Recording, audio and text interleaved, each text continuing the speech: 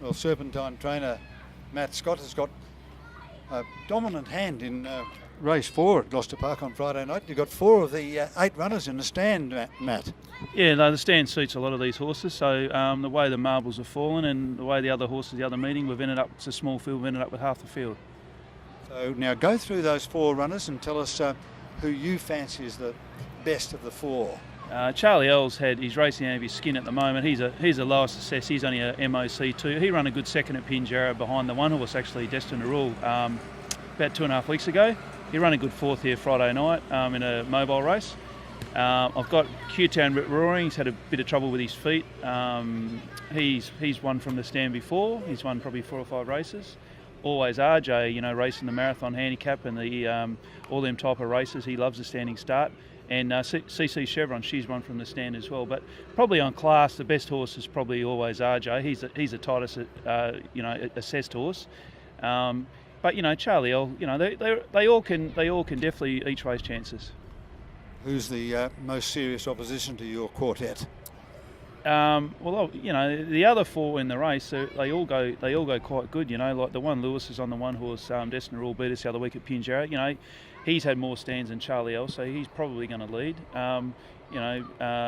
Where Jason Rules, he was a very, very nice horse type of thing. So, yeah, look, it's an even race. Shannon Savalco spoke to me, wanted to drive always RJ. He said, look, it's even, whoever gets the best run, and doesn't, if the leader leads, Destined Rule cops no pressure, he's going to be hard to beat. But, if Jason Rules goes forward and makes the race even, and Christian Hawkins, he's got his horse in the race, he always likes to drive them tough. So, yeah, I go there with many chances because, I think I'll have some up the front and some will be out the back.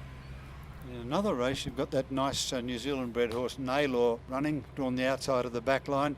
You have to be happy, Matt, with his recent form. Yeah, he's had a break. He had 7 weeks away from the track. He had a nice win. The race was run to suit, and he ran 5th the other night in a bit stronger race.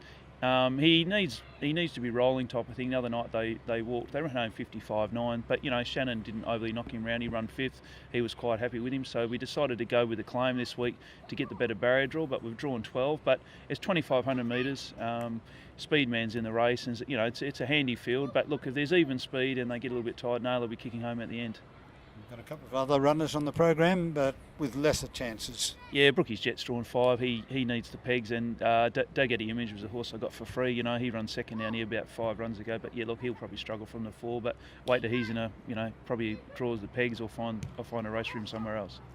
And Matt, you'd have to be thrilled with the performance of your square gator, Glenferrie Typhoon, who made it 6 wins in a row when he strolled to victory at Gloucester Park last Friday night. How's this preparation going? Is a trip to the Inter-Dominions in Melbourne in December still on the cards? Yeah, still on the cards. He went well. It was quite windy. Look, the mile rate was only 2 minutes 7/10, but it was a windy night, and he's only had 1 run in 9 weeks. He blew very hard after the run. His heart rate was high. So we're just hoping now that these mobile races do hold up, and Rawa, they want to, they're running with 5 or 6 horses, because we need Rawa to run these races so I can get the horse fit to go away to go over there. And Bruce Stanley's got his horse nominated as well, Lightning Coulter. He's nominated for the Inter-Dominions. There's 88 trotters nominated for about 24 spots, so we need to keep racing to be fit enough, because obviously it's going to be a very hard series. We know that. It was only 12 months ago the horse got beat a nose by a half head to Maori Time, and the other horse over there that was going over to America. So that's only 12 months ago. So he's up to them, but he needs regular racing. But getting back to how he went Friday night, we were thrilled. He didn't pull the plugs, hit him with a whip. He's pulled up well, and there's a race here in 2 weeks on a Tuesday. So fingers crossed it holds up. Yes, and all Western Australia will be very keen to follow Glenferrie Typhoon in Melbourne, because he is an exciting trotter.